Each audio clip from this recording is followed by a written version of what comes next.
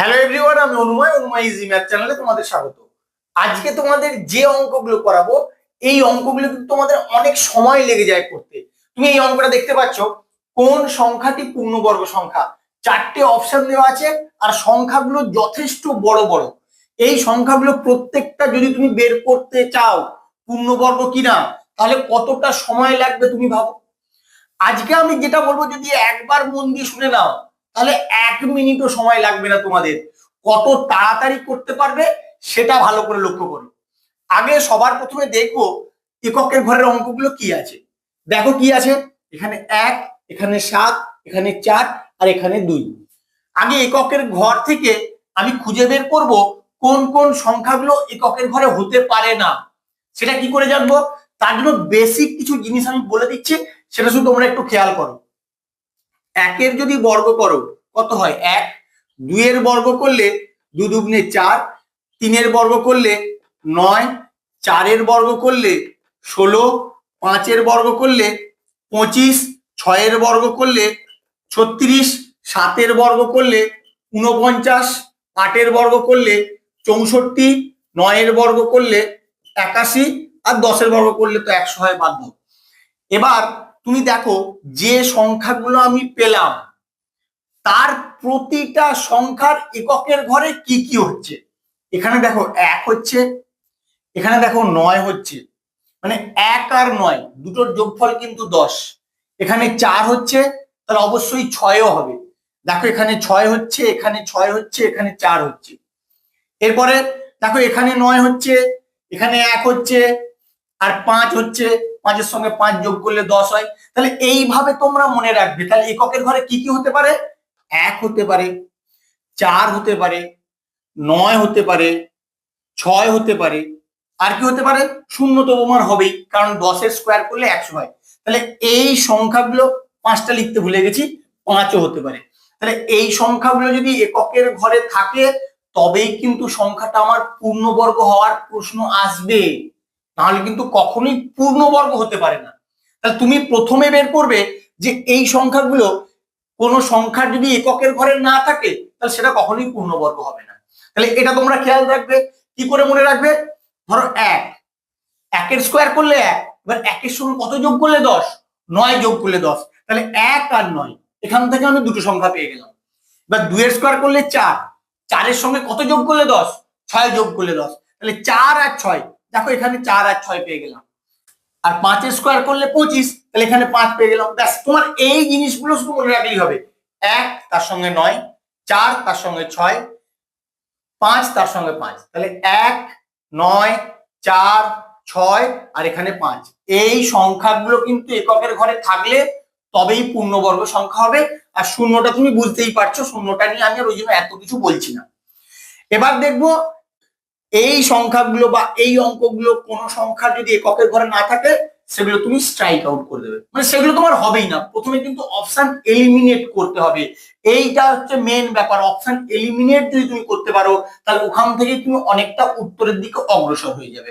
তাহলে কি আছে? 1, 4, 9, 6, 0, 5। এখানে 1 আছে, এটা হতে পারে। 7 কোনোদিনও হবে না। 4 হতে পারে।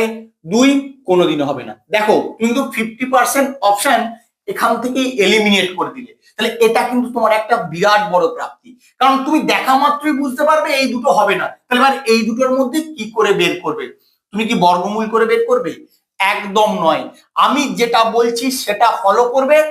1 মিনিটের মধ্যে তোমরা উত্তর বের করবে, 1 মিনিটও সময় লাগবে না। কি করবে? এখানে যে অঙ্কগুলো আছে ভালো করে লক্ষ্য করো, যে অঙ্কগুলো আছে এককের ঘরের, দশকের ঘরের, এবং সব অঙ্কগুলো, সেগুলোর ডিজিটাল সাম নেবে। প্রত্যেকটা অঙ্কের যোগফল বের করো। দেখো কি হয়?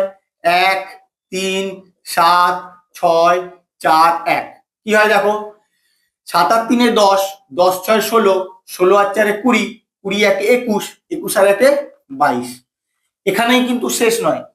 তুমি কখনোই দুটো ডিজিট বা তিনটে ডিজিটে রাখবে না, দুটো ডিজিটেই আসবে, তিনটে ডিজিট আসবে না। এটার আবার যোগ করবে, মানে 2 আর 2 আবার যোগ করবে যতক্ষণ না সিঙ্গেল ডিজিট নাম্বার তোমার আসছে। সিঙ্গেল ডিজিটে কত আসলো? 4।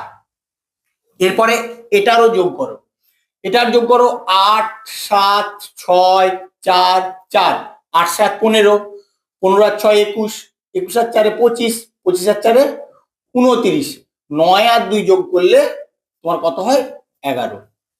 এবার তুমি এখান থেকে কি করে বলবে এইখানে 4 আছে 11 আছে, তুমি 11-র 1 আর 1 যোগ করে দিলে আবার কত পেয়ে যাও 2 পেয়ে যাও।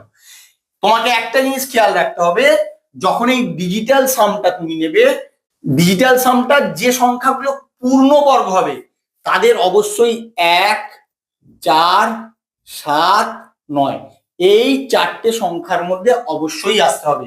যদি না আসে সেটা কোনোদিনও পূর্ণবর্গ নয়। আবার বলে দিচ্ছি, এই যে ডিজিটাল সামটা তুমি বের করলে এখানেই শেষ নয়, এরপরে আবার দুটো ডিজিট নিয়ে যোগ করলে যতক্ষণ না সিঙ্গেল ডিজিট নাম্বার আসছে ততক্ষণ পর্যন্ত তুমি যোগ করে যাবে।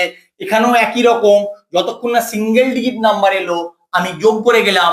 যখন দেখবো এই যে যোগফলটা অর্থাৎ ডিজিটাল সামটা 1 4 7 9 এর মধ্যে যে কোনো একটা আসতেই হবে, তবেই সেটা পূর্ণবর্গ হবে, না হলে কিন্তু কোনোদিনও পূর্ণবর্গ হবে না। শুধু এই জিনিসটা মনে রাখলে কিন্তু সহজেই তোমরা এর অ্যান্সার গুলো করে দিয়ে আসতে পারবে। তাহলে কোনটা তোমার অ্যান্সার হবে? অপশন এ হবে তোমার correct answer.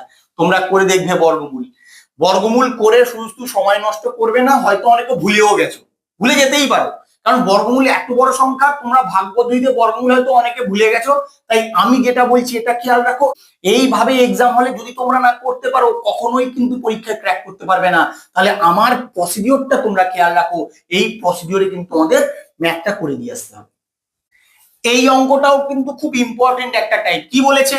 2 to the power 10 plus 2 to the power 11 plus 2 to the power 12 plus 2 to the power 13 plus 2 to the power 14 সংখ্যাটি কত দ্বারা বিভাজ্য? নিচে 4টে অপশন দেওয়া আছে। যখন একই সংখ্যার পাওয়ার আকারে তোমাদের দিয়ে দেবে তখন প্রথম কাজ হবে সব থেকে ছোট যে পাওয়ারটা আছে সেই পুরো সংখ্যাটা উইথ পাওয়ার কমন নেওয়া। তাহলে এখানে সব থেকে ছোট হচ্ছে 2 to the power 10, আমি কমন নিয়ে নেব। কমন নিলে এখানে কি থাকবে? এখানে থাকবে 1, এখানে থাকবে 2 to the power 1, এখানে 2 to the power 2, 2 to the power 3, 2 to the power 4। এবার 2 to the power 10টা তুমি রেখে দেবে। 1 মানে 1, 2 to the power 1 মানে 2, 2 এর স্কয়ার 4, 2 এর কিউব 8, 2 to the power 4 মানে 16। বা যোগ করে দাও, 2 to the power 10টা তোমার আছে, যোগ করো। 16 আর 8 24, 24 আর 4 28, 28 আর 2 30 আর 1 31। এবার এখানে যাই থাক না কেন তোমার এখানে কত আছে? 31। অবশ্যই এটাকে 31 দিয়ে ভাগ করা যাবে, তাই দেখো তোমার অপশনে কিন্তু এখানে 31 দেওয়া আছে। তাহলে এইভাবে কিন্তু তোমাদের সলভ করতে হবে, অন্য কোনো ভাবে কিন্তু তোমরা করতে পারবে না। আমি যেভাবে বলছি শুধু প্রসিডিওর গুলো খেয়াল রাখো, তাহলে কিন্তু খুব সহজেই তোমরা পরীক্ষায় অঙ্কগুলো করে দিয়ে আসতে পারবে। আমার ভিডিওটা কেমন লাগলো তোমরা অবশ্যই কমেন্ট করে জানিও, বন্ধুদের সঙ্গে বেশি বেশি করে শেয়ার করো। আর ম্যাথের বিভিন্ন ট্রিক শেখার জন্য, বিভিন্ন লজিক শেখার জন্য অবশ্যই আমার চ্যানেলটাকে সাবস্ক্রাইব করো। আর যদি অন্য কোনো অঙ্ক তোমাদের আটকে গেছে বা কোনো প্রসিডিওর সম্বন্ধে এখনো কোনো সন্দেহ আছে মনে হচ্ছে, আমাকে অবশ্যই কমেন্ট করে জানিও, আমি অবশ্যই তোমাদের জন্য ভিডিও নিয়ে আসবো। Thank you.